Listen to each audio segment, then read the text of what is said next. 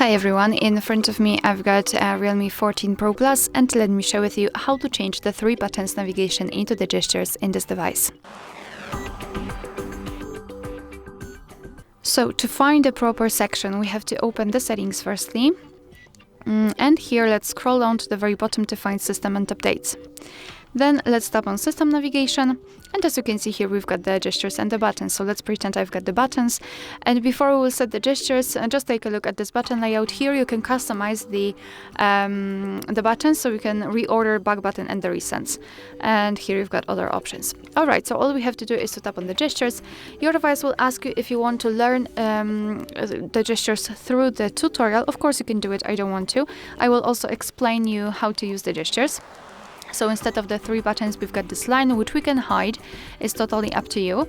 And here we've got also some options connected with the gestures. So for example, the sensitivity and vibration on the back navigation, totally up to you. So in order to get back to the previous page, just like by using the back button, you have to swipe your finger from the side to the center like that. And if you can see this arrow here, simply release the finger, and the same situation from the right side.